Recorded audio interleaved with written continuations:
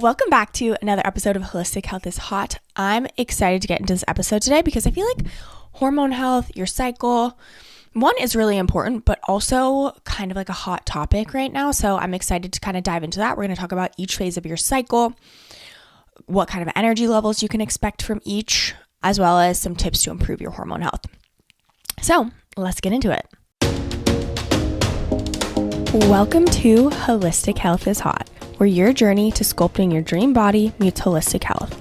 I'm your host, Ashley Roberts. Here, we're going to chat about mindset hacks that have completely transformed my life and dive deep into nutrition and movement that will help transform yours. We're going to get into the intense connection between mind, body, and soul so you can glow from the inside out. Let's get into it. And remember, holistic health is hot.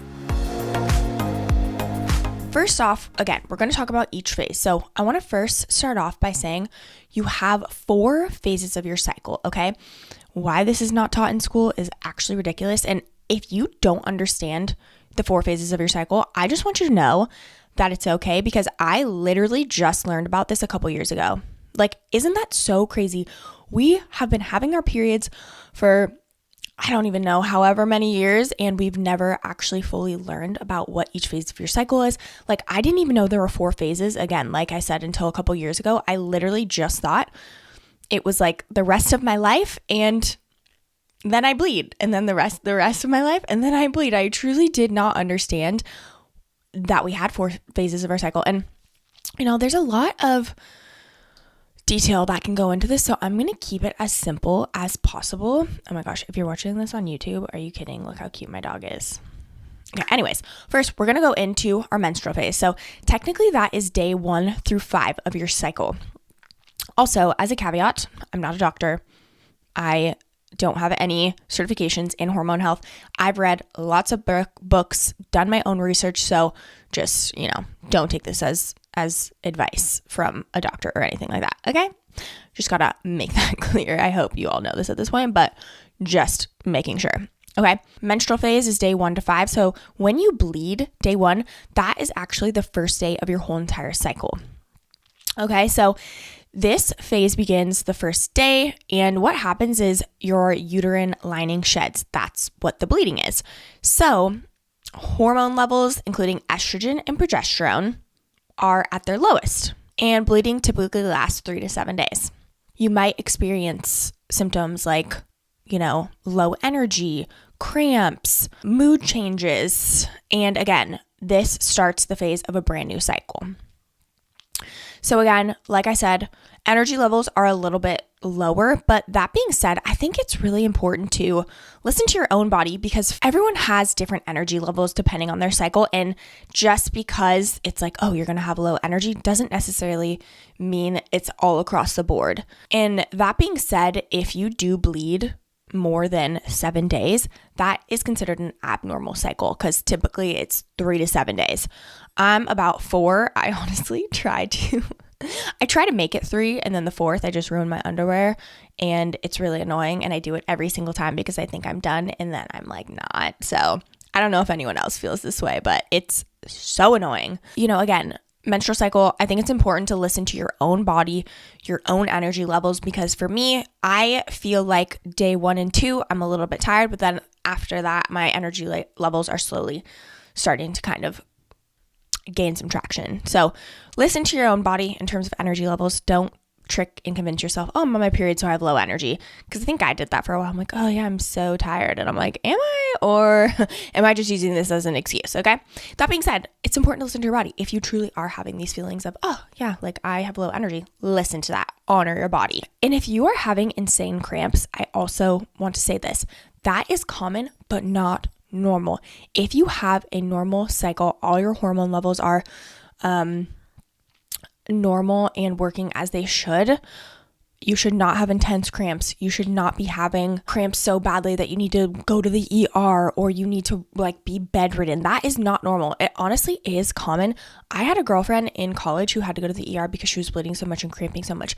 That means you have some sort of hormonal imbalance that you need to go get checked out. And truthfully, doctors will just say, here, take this birth control pill. And I don't know if I'm going to go into all of this, but I think, birth control pills, all they do is suppress your hormones. It essentially cuts off the connection from your hormones to your brain. So your body isn't necessarily processing it, and your body is so confused when you get off birth control, and it's going to throw your hormones out of whack even more. So it's like birth control pills are just a band-aid to the actual root cause of what's going on. So if you have insane cramps, if you have super long periods or intense bleeding or no bleeding at all, these are all signs that you have some sort of hormonal imbalance, and so important to get that checked. And again, I think if you try to go to a doctor and they just try to put you on birth control, I would just ask more questions, like educate yourself, read more books. Again, obviously listen to this podcast, but also get your hormones tested. And if your doctor won't do it, because a lot of times they won't do it, they're like, oh, like, why do you really need it? Oh, just take this birth control pill instead. I'm not saying all doctors are like that, but there are a lot of doctors. Like, I wanted to get all my hormone levels tested at Kaiser, and they pretty much said, the only thing we can test you for is testosterone, because like I went in concerned about my acne, and she said the only thing that would have a correlation to that is testosterone. So that's the only thing I can test. And I'm like, are you kidding me? And then I ended up going to a naturopath, and I got a Dutch test. I got my hormones and I got my gut health test. Long story short, ended up being my actual gut health. That was the issue. But that being said, even my, primary care doctor, she even said, like, we don't have any gut health testing stuff here, so we can't do it. So I'm just saying, if you're only looking at your, if you have an irregular period and your doctors aren't listening, I encourage you to, 1, be persistent with it, and 2, do your own research, and 3, if you really need to go to a naturopath or something like that, go there. That being said, there are some tips that we're going to talk about at the end to kind of, there's some foundational stuff that you can do to kind of naturally balance out your hormones. And if that still isn't working, that's when I would typically go to kind of take to that next level, get your hormones tested and all that stuff. Because for me, I lost my period while I was in my eating disorder phase, and I didn't have it for months. And truthfully, I was in such a weird headspace at that time that I was excited about that. I was like, ooh, that means I'm skinny, which again, so not the right mindset to have, but that's just how I viewed myself, and how it was like a win in my book because I didn't have a period, which meant I was super fit. So fucked up, honestly, but that's truly how I felt. Anyways, that being said, that was because I wasn't eating enough and I was over exercising. And, again, like I said, I'll go into all the tips. So I'm just saying that there's some foundational stuff that you could do first. And then if that foundational stuff isn't working, then that's when you want to go get your hormone tested and everything like that. Okay, so that is menstrual phase. Again, really important to listen to your body in terms of like how you act. Okay, whether that is working out, whether that is nutrition. A couple things you can do nutrition wise is, for your menstrual phase, is having foods and iron. You're losing blood, so you want to replenish that by having foods high in iron, like red meat. Another tip is to, and now, okay, that's like the nutrition tip. Now the movement tip is to, again, listen to your body. If you have the energy to go and do a full workout, great. If you only have the energy to go for a walk, do that too.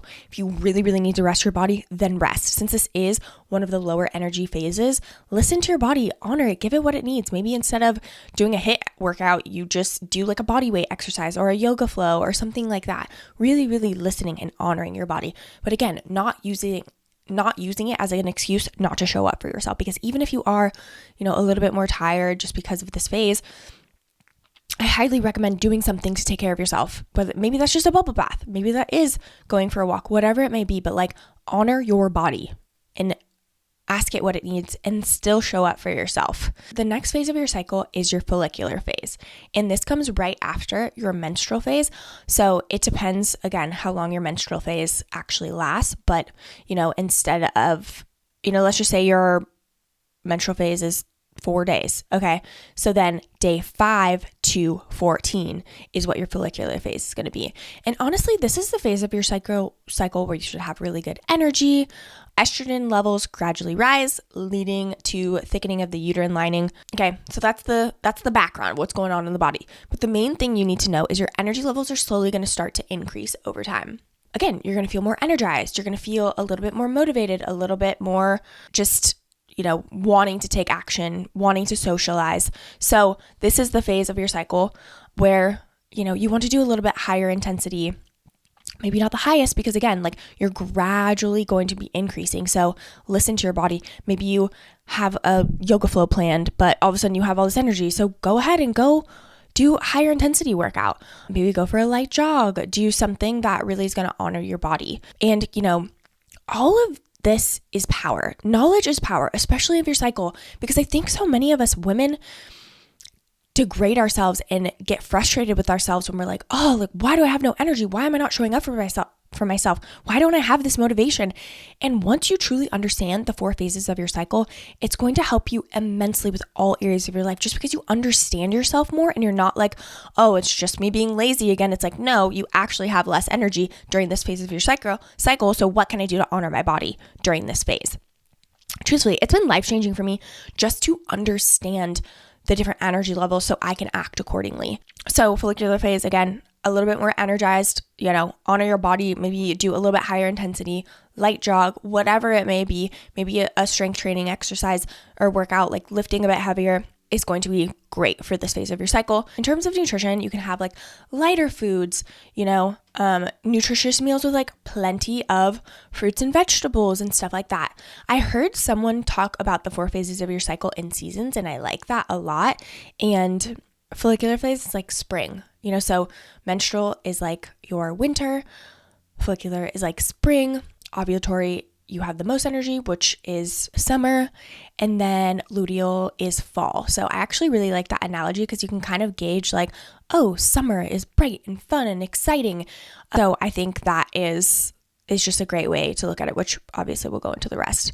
Okay, ovulatory phase is the next phase right after your follicular phase. This is the one phase that you can't get pregnant. You only ovulate one day, but the reason you can get pregnant 5 days during the month is because sperm can live inside your body for up to 5 days. So that's why you technically only ovulate one day, but if you had sex a couple days before, that could be living inside you. And then you could ovulate, which could cause you to get pregnant. So again, all of this stuff is so important to understand for a lot of different reasons. Your ovulatory phase is where you're excited. You are super, super energized.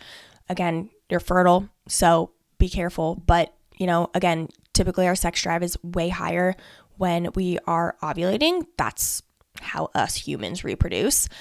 Energy levels are high, definitely like in terms of workouts, like this is where you want to like do an intense HIIT workout, maybe like go for a big run. Like you're just going to have a lot of energy. You're glowing, you're excited.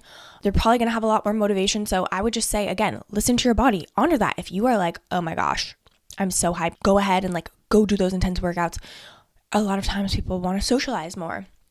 It's all about the human anatomy, how it works, how our energy levels. But since this is technically like the summer phase of your cycle, like lighter foods, salads, leaner proteins like fish or chicken breasts, anything like that. So that's just like a little nutrition tip. But estrogen levels peak just before ovulation, and this phase is the most fertile time in your menstrual cycle. But that's because you only ovulate one day. But again, there is a range because how sperm can live inside your body. Okay. Now moving on to the last phase, which is about day 15 to 28. Again, sometimes my cycle is like 29, 30 days.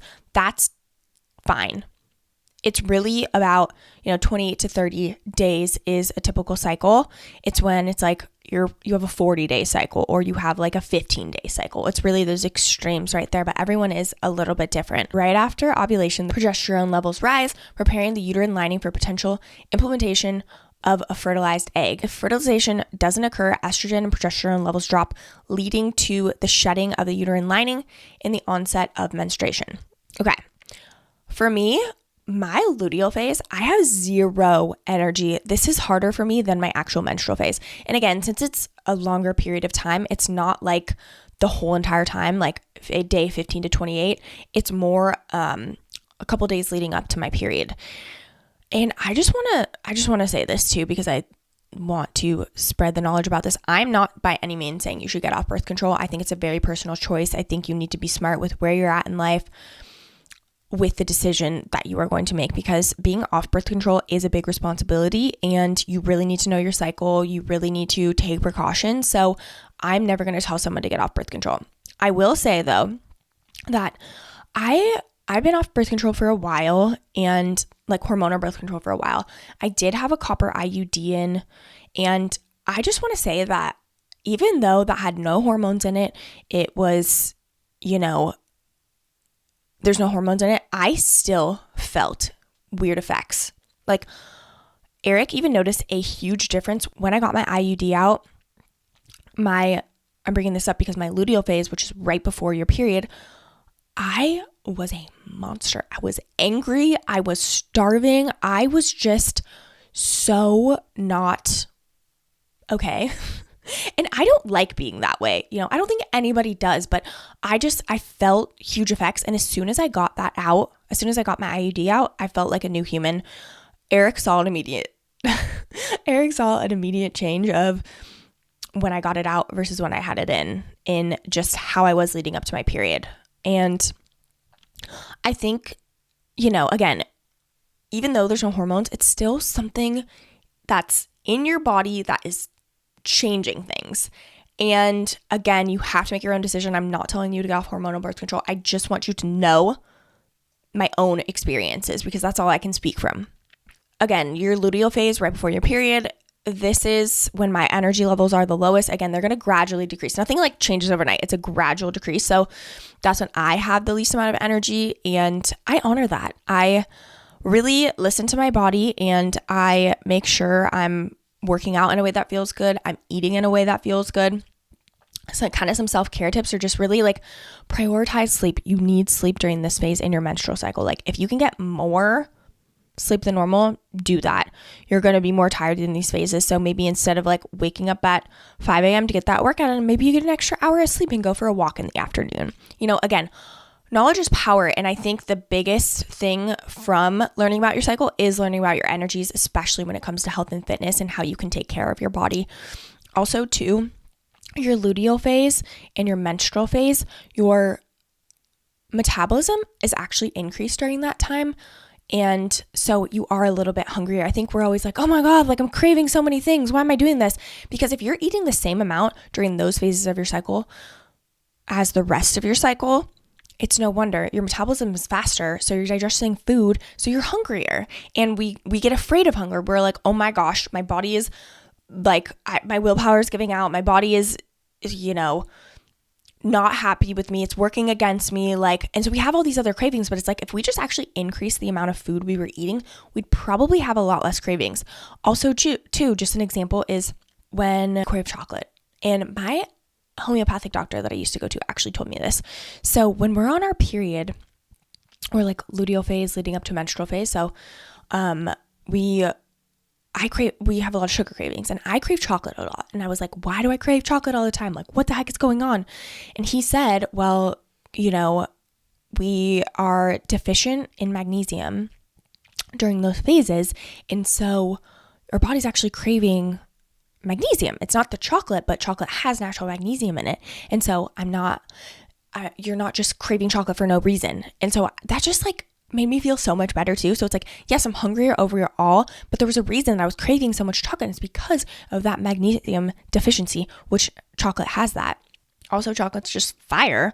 But yeah, so it's like our body is always trying to tell us something. Our body's never trying to work against us or, make us fat. That's literally what I used to think. I was like, oh my gosh, these cravings, like my body hates me. It wants me to be overweight. It wants me to be self-conscious about myself. And it's like, no, that's not it. Our body's trying to tell us something. It's always trying to be in homeostasis. It's always trying to be balanced. So what can we learn from it? Instead of like looking at these cravings and looking at our hunger of like, damn you, like what can we learn from this? What is our body trying to tell us? It makes our lives so much easier when we actually are tuned into our body and asking ourselves what it actually needs. Because when you listen to your body, give it what it needs, it's like, oh, thank you so much, And then you can show up in a way and you can be energized more often and just be in the know and be connected to your body. I think that's so important, which is why learning the phases of your cycle is so freaking important. So you can truly, truly understand and honor and show up for your body in a way that is always going to be propelling you forward.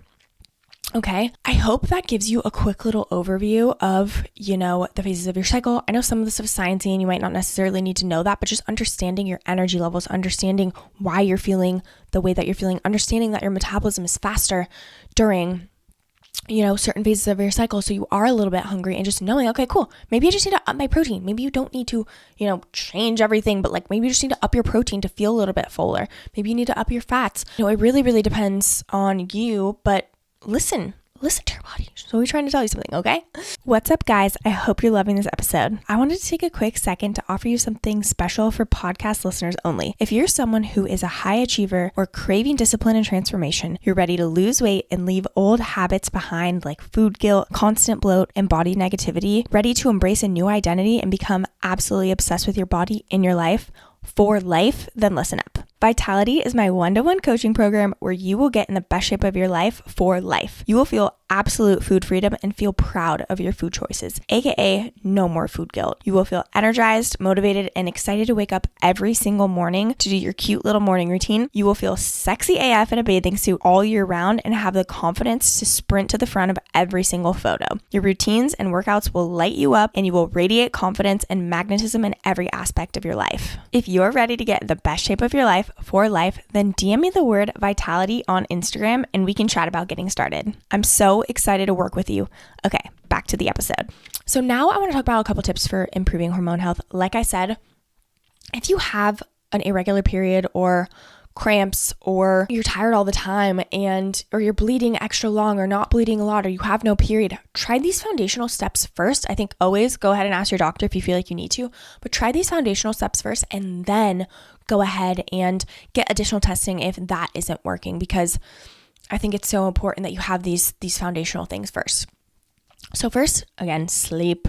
I know I talk about this a lot, but sleep is life-changing. When I tell you I'm a new human after learning how to sleep well, I have energy, I can focus, I can be intentional with the things that I'm doing. You can look at the world positively because you're not just like exhausted. You also have less cravings when you actually have sleep because your body is like searching for energy. And what is food? Food is energy. So get your sleep, get a good nighttime routine, get, the eye mask, turn the lights off when you're getting ready for bed. Use blue light blocking glasses. Get a reading. If you're reading a book, get a little reader clip thing like that I have. I'll actually, put that in the description so you guys can see the one I use. I use it every single night. It's a book light. You literally clip it on your book so you can turn off the lights and you don't have to have this blue light in your eyeballs, because blue light blocks the production of melatonin, and melatonin is that hormone that's like, okay, time to go to sleep now. And if you're constantly having blue light in your eyes 24/7, which is why you shouldn't be on your phone before bed, it's only going to cause that hormone to not be produced, which means you're not going to be winding down. Your brain's going to be like, oh, we still need to be awake. So super, super important to have an evening routine for night hygiene. Okay, next, chronic stress can impact your hormones significantly.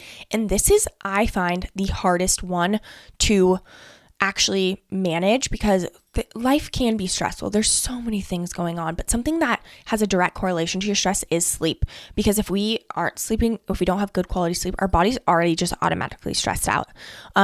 Work stress is, a huge cause, like money stress about your body, which for me, I was so stressed out for so long about my body that was actually the thing that was causing me not to be able to lose weight. It wasn't my actions. And so managing your stress is literally so important.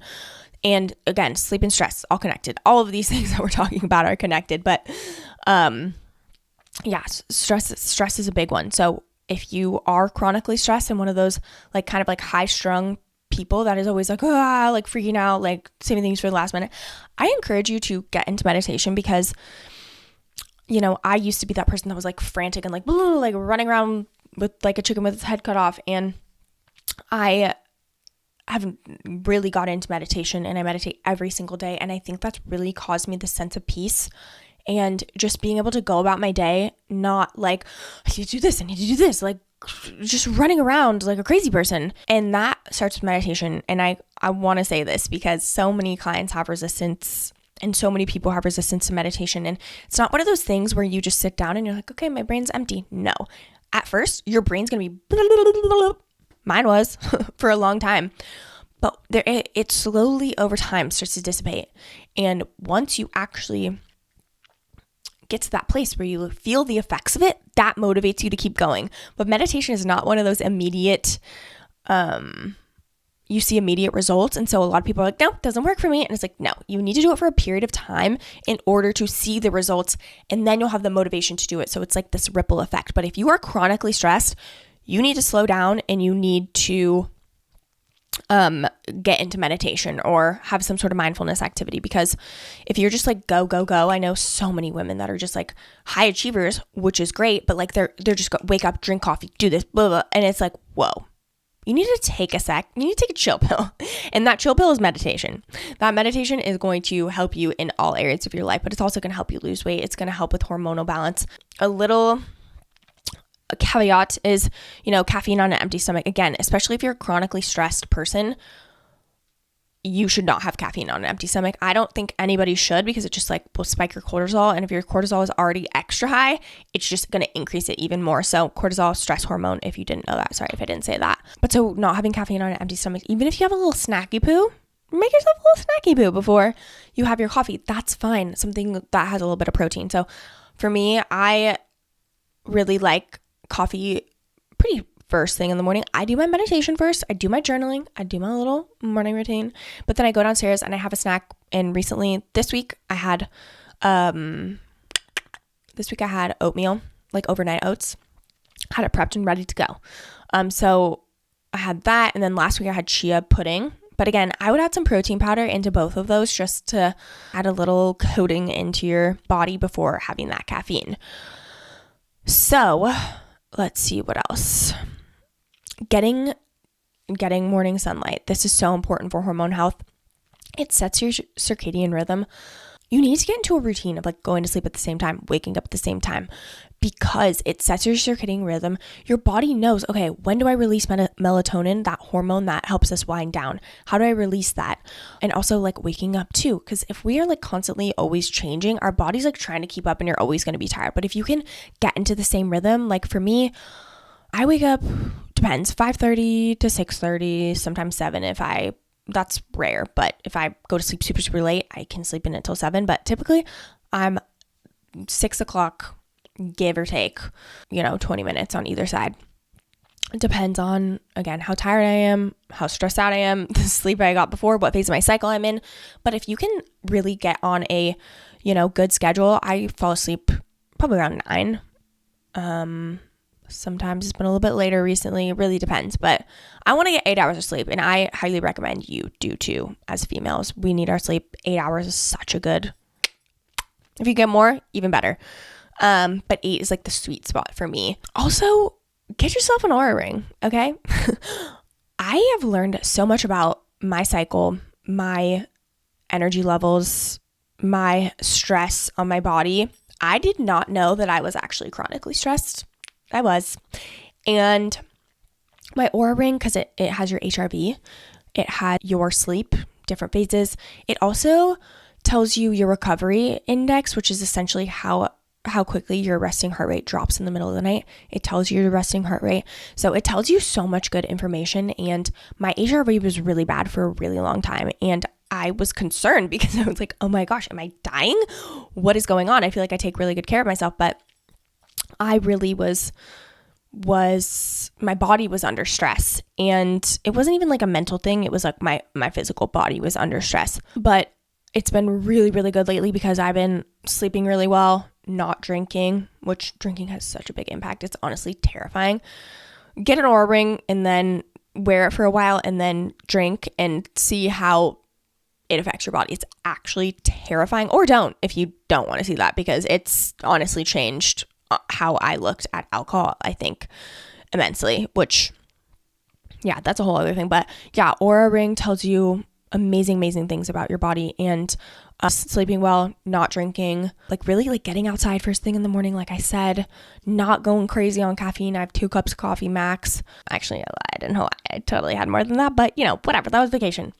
Yeah, having food before. Really, like all of these small little habits make such a big impact, and they really do impact your hormone health and can really benefit you to just make these small little tiny shifts. I know habits are so hard. I know there's like so many things to think about on a day-to-day basis, and so I actually created this free habit tracker for you that could really, really be helpful for you. I have set habits in there, but you can go in and then change them depending on what you want to do. Like maybe it is like get to sleep at a certain hour, or create a morning routine, do meditation, do some stress reducing activity, whatever it may be. All these habits can impact your hormones. So if you want access to that, click the link in the show notes below. Habits are so important. It has that habit tracker in there, but it also has a meal planner. So another important thing with your hormone health is making sure you're getting enough protein. Protein is so, so important. 1 times your body weight, however much you weigh, eat that much in grams of protein. So I'm like 135 or 137, whatever. I'm eating 130 grams of protein. So in that habit tracker, you can have a protein goal as a habit. Also, there's a meal planner in there. So you can make sure you're planning out your meals, make sure you're getting enough protein, getting enough veggies. You have your meals planned out. So all you have to do, you don't have to think about it. You just go in there and take action. There's also some recipes in there too, but you can also add your own recipes. So many good things in that free habit tracker, completely free. I just really want to help you. Okay. So click the link in the show notes if you want access to that. Now you understand the 4 phases of your cycle. You understand the energy levels that you have with each phase. You understand that your metabolism is faster during certain phases. So you are hungrier, and that's okay. You know some tips that you need to do to kind of like slowly start implementing. Don't implement them all at once. If you are like, oh my gosh, I'm doing everything wrong, take one per week and start adding it on. Maybe just focus on protein this week. Then next week, complete a night routine. The next week, add meditation. Like slowly implement over time. That's how you're going to do it. If you just try to change everything at once, you're going to get overwhelmed, and then you're going to fall off, and you're like, oh my God, I can't stick to anything. And it's not you. It really is about how you are taking the action. Okay. And that's what I do with my one-on-one coaching clients in Vitality. We really take a slow approach so we can really implement habit by habit to make sure you are able to stick with it. And it's something that's working for you and your lifestyle. I hope this was so helpful. I know some of the sciencey things you might not necessarily need to know, but energy level is so important. Understanding your cycle. If you are like, oh my gosh, this was so much information, Ashley, what the heck? If you DM me on Instagram, I can send you my free cyclesynching guide is essentially what it's called, but it just explains all of the different phases of the cycle, your energy levels, your metabolism, kind of things to focus on for each phase. But yes, one last thing I wanted to mention, with the Oura Ring, you can actually connect it to this app called Natural Cycles, which is what I use. So that tracks my cycle. So I don't really have to be like, okay, what day am I on? I just open my Natural Cycles app. Yes, you have to pay for the Oura Ring. Yes, you have to pay for Natural Cycles, but I believe Kaiser actually covers Natural Cycles as a FDA regulated birth control method. So go ahead, check that out. I can leave a link for that too if that's helpful. But yeah, learn your cycle. It's so important. Learn it now so you can teach your kids. Again, we want to create that generational health. So what you learn, you get to transfer to other people around you. You get to transfer to your kids. It's so important. Okay. And don't forget, share this on your story, share it with a friend, help other people learn because it's so important. Okay. All right. I hope you enjoyed this episode, and I'll catch you on the next one.